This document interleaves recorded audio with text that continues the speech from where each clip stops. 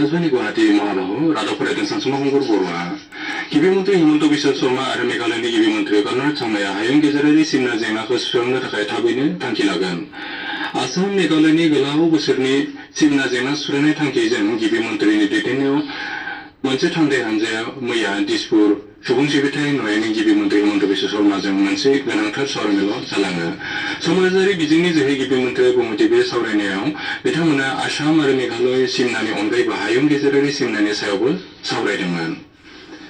हादरसायाव जानो गोनां सुबुं सानखोखौ आब्रुथिनि गेजेरजों सामलायनो थियारि खालामनाय जादों। बेनि थाखाय सा 85,000 मावख'गोराखौ सुबुं सानखोनि खामानियाव थिसननो थियारि खालामनाय जादों।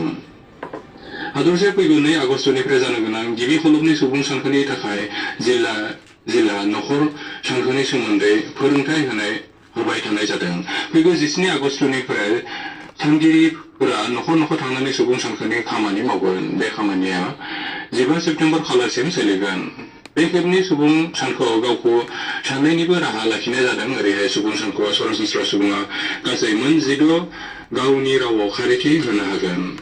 गसाइ बुद्धनि 2 गाहाय सोलोंसा अरहन्त सारिपुत्र आरो अरहन्त मुदगलायननि गोथार दिन्थिफुंनाय हाबाफारिया आसामनि हादरसा बेंगिरि लक्ष्मण प्रसाद आचार्यनि दैदेननायाव भारतनि मोनसे थान्दै हानजाया दिनै मंगलियायाव दावबायनो थांगोन।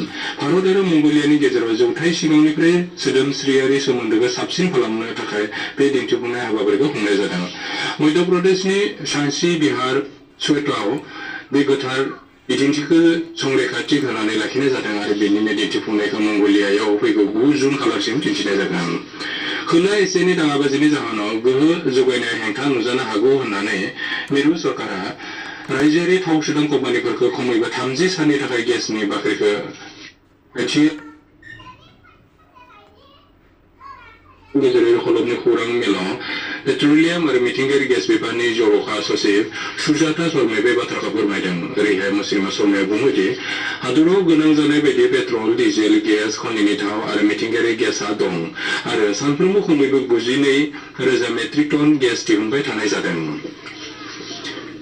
क'क्राझार जिल्ला खुंगिरि डक्टर पि उदय प्रबीणआ मैया जिल्लानि सावस्रि खोन्दोनि सोमोन्दै मोनसे सावरायमेलाव बाहागो लायो। जिल्लायाव सावस्रि खोन्दोआव बाहायनाय मावबिथांखिफोरा थि रोखोमै बाहायजानायनि सायाव बिथाङा खौरां लायो। जिल्लानि SPV होबथानाय मावबिथांखि मावफुंनाय आरो खामानि जौगानायनि सायावबो बिथाङा खौरां लायो। खुगायाव केन्सार जानायनिफ्राय आइजोफोरखौ रैखाथि होनायनि फारसे गोनांथि होनाय बे मावबिथांखिया जिल्लायाव जाफुंसार खालामनो थाखाय बायदिसिना सांग्रांथियारि हाबाफारि लानायबो जादों। बे सावरायमेलाव सावस्रि बिफाननि बिबानाव थानाय उफ्रा आयुक्त, लेङाइ आयुक्त आरो सावस्रि बिफाननि गोजौ थाखोनि मावख'गिरिफोराबो बाहागो लादोंमोन। गवालपारा जिल्लानि मौर्रि पुलिस थानानि बिन्दुआव दिनै फुंबिलियाव मोब्लिब बोथाबजानानै मासे हाग्रानि मैदेर थैनायनि रादाब मोननाय जादों। जोंनि खौरांगिरिया मिथिहोनाय बायदिब्ला आदार नागिरनानै ओनसोलाव हाबफैनाय मैदेर हानजाया सासे मानसिनि न'खराव हाबनानै मोब्लिब थानाय बाक्सु बुदावनानै लानायाव बे जाथाया जानो मोनो। हाग्रामा बिफाननि मावदांसाफोरा जाथायखौ नायबिजिरनो थाखाय जाथाय जानाय जायगायाव थांनानै गिदिंहैदों होननानै जोंनि रादाबाव मिथिहोदों।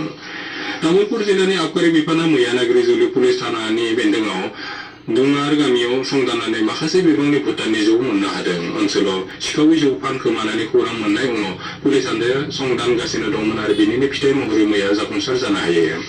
जिल्लानि आबखारि बिफाननि लेङाइ मावख'गिरि मानस प्रतिम शर्मानि दैदेननायाव संदाननाय हानजाया खमैबो मोन 140 कार्टुन भुटाननि जौ मोननो हायो।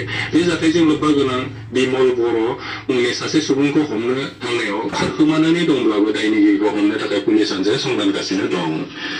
IPL क्रिकेट बादायनायाव मैया हराव निउ चन्डीगढ़आव जानाय नैथि क्वालिफायाराव बादायनायाव गुजरात टाइटान्सआ राजस्थान रयेल्सखौ 7 उइकेटआव फेजेननानै फाइनाल मोननो हाबाय। गुजरात टाइटान्सआ देरहानो थाखाय 215 रानखौ सिगाङाव लानानै गेलेनो जागायनायाव साबसिन गेलेनाय दिन्थिफुंनानै 18 अभार 4 बलाव 3 उइकेट खोमानानै देरहासार जानो हायो।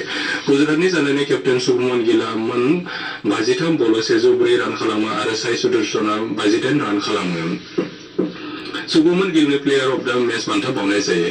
बेनि सिगां राजस्थान रयेल्सआ गिबियाव बेट हमनानै थिखानाय 20 अभाराव 7 उइकेट खोमानानै 214 रान खालामो।